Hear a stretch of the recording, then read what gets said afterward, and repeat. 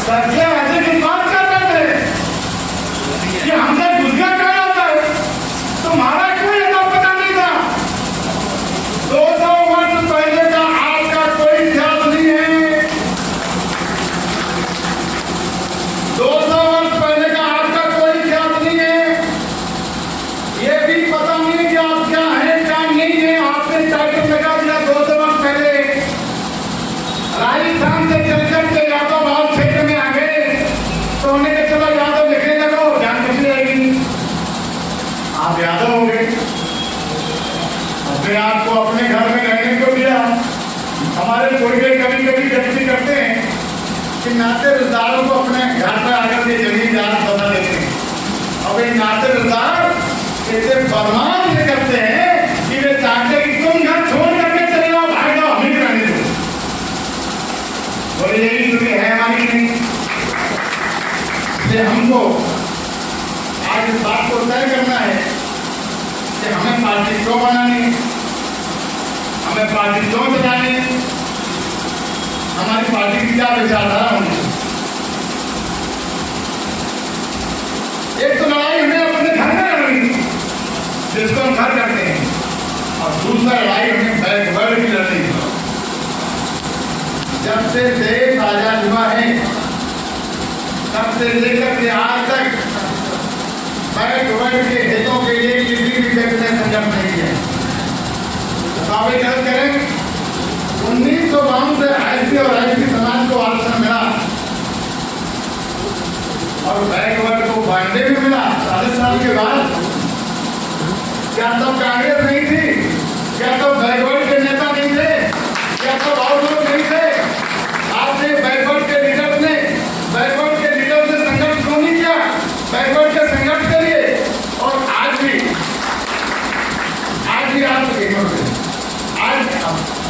आज भी आपको बताना चाहते हैं कि बीपी सिंह जी ने हमको 1992 में 27% आरक्षण दिया।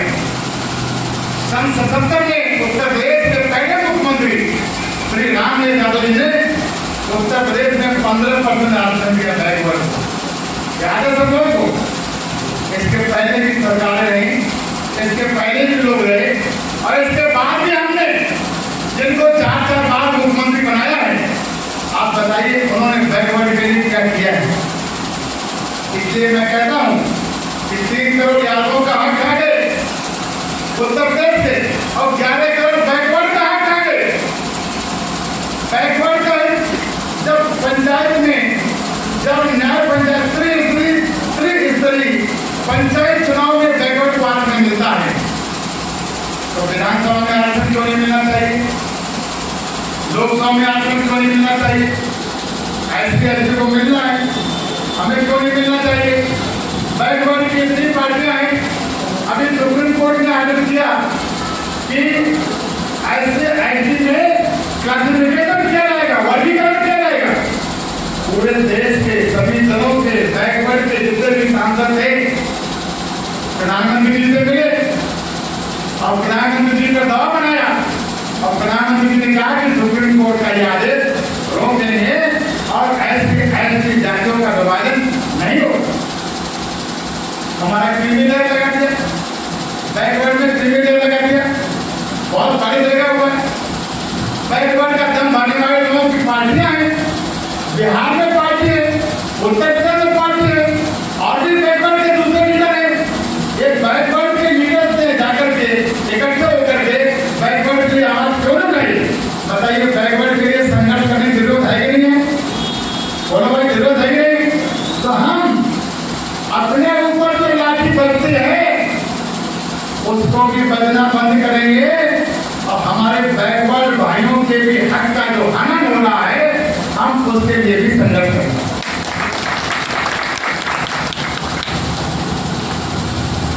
अभी आज सुबह की बात है, हमारे बहुत अच्छे पत्रकार बंधु हैं,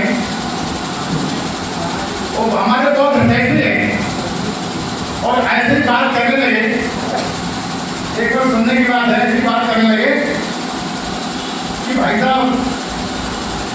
आप बहुत इन लोगों से पंगा ना लो। वो जो विधुना कांड हुआ था हमारे साथ 27 फरवरी 2006 को मेरे भाई साहब को चुनाव लड़ा था। अखिलेश जी वहां पर उपस्थित थे, महाराज जी मुख्यमंत्री थे और 4 घंटे हमारे साथ वोट के साथ गोली चली। 4 घंटे हमारे 117,000 गिरफ्तार किए गए। हम लोग 4 महीने जेल में रहे, हम सबको रास्ता लगाई गई। तो वो हालत देख रहे थे, वो कह रहे थे कि अब छोड़ो पंगा मत दो। और मैंने उनसे पूछा कि चलिए हम अपनी जिंदगी तो बचा लेंगे, लेकिन ये पूरा हमारा समाज पड़ा हुआ है, इसका भविष्य कौन बचाएगा? इसका भविष्य कौन बचाएगा? इसलिए अब आपको ऐसी कोई जरूरत नहीं है, संघर्ष करना है। मैं जानता हूं कि मैं हिमालय पहाड़ से लड़ा हूं, लेकिन ये हिमालय पहाड़, और मैं ये भी जानता हूं कि उनका हिमालय पहाड़ बालू का ढेर है। हिमालय पहाड़ जिसके बाद हिमालय पहाड़ है, वो 90% की आबादी वाला घोटिया तो पहाड़ मेरे साथ है। अगर वो जागरूक हो जाए तो इनका हिमालय पहाड़ तो काबू हो जाए। बताओ भाई, सही बात है नहीं? इसलिए मेरी प्रार्थना है कि उनके साथ सब समाज के लोग नहीं जुड़ते, क्योंकि उनका स्वभाव भाईचारे का नहीं है। हमारे साथ सब समाज के लोग जुड़ेंगे, हर जाति के लोग जुड़ेंगे। हमने कभी किसी का भला नहीं किया। हमारे पुरखों ने संस्कार दिए कि हमारे गांव में कोई 4 लोग भी रहते हैं माइनॉरिटी के, वो लोग भी इज्जत से रहते हैं। इसलिए हमारे साथ सब समाज के लोग जुड़ने को तैयार हैं। मेरी आपसे प्रार्थना है, आपके दिल को झकझोरे, अगर आपके मन में इस बात को आए कि हमको भी अपने समाज के लिए और सब समाज को जोड़ करके हमको भी अपनी पार्टी खड़ी करनी, तो मैं सर्वों का अभिनंदन करता हूँ कि जुट जाइए, लग जाइए संघर्ष में। कोई भी संगठन विचारधारा से चलता है, यदि विचारधारा नहीं है तो कोई संगठन नहीं चलेगा। हमारी क्लियर कट विचारधारा है कि हमको भी गमले मारा और तुमको भी गमले मारा। क्या बात है, हम सब मिलकर इस गम को मारा। वाह वाह वाह।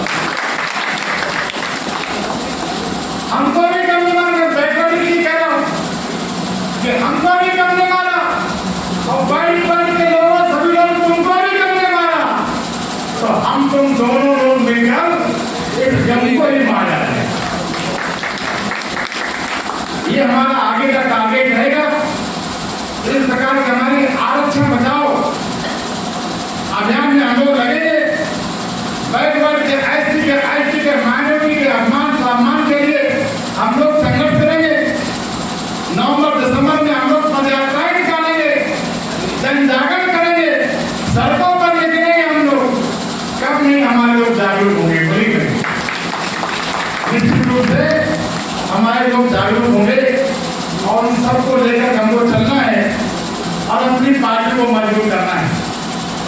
मैं एक बात कहना चाहता हूं कि आज आप समर्थन देते हो, एक गंभीर बात कहने जा रहा हूं। आज आप समर्थन देते हो, आपको घास बोला समझते हैं, घुटिया समझते हैं।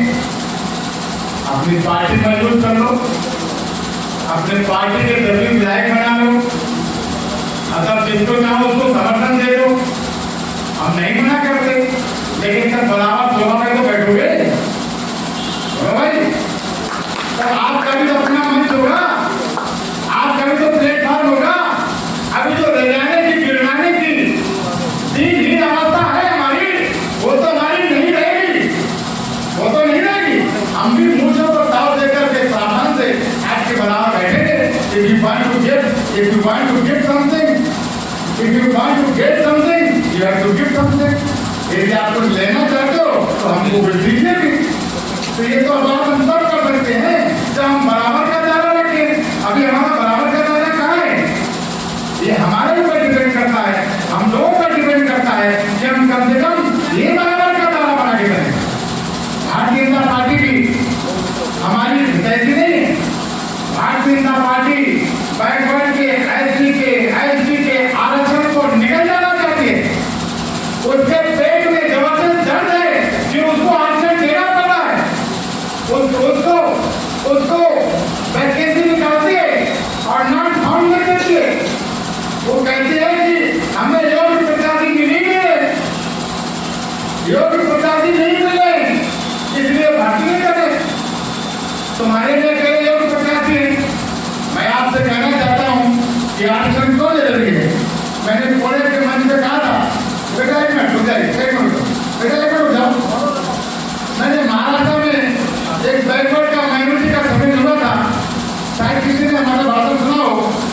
तो वहां पर हमने कहा था कि हमें आरक्षण नहीं चाहिए,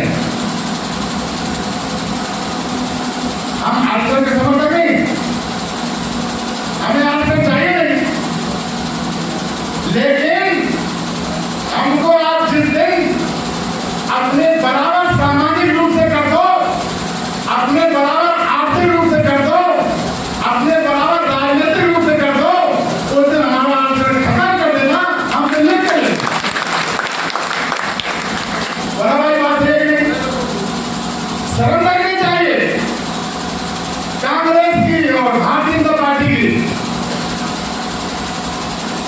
एमपी में, राजस्थान में, छत्तीसगढ़ में, दिल्ली में इन्हीं की सरकार रहती है, कभी एनडीए, कभी भाजपा, कभी कांग्रेस, कभी भाजपा, कभी कांग्रेस। और आपको मालूम होना चाहिए कि बैकवर्ड के अंदर की दोनों पार्टियां अभी तक बीपी सिंह जी के द्वारा केंद्र में दिए गए 27% आरक्षण को प्रदेशों में लागू नहीं कर पाई। आज के एमपी का, राजस्थान का, छत्तीसगढ़ का बैकवर्ड का 12% आरक्षण है, केवल 12% आरक्षण है।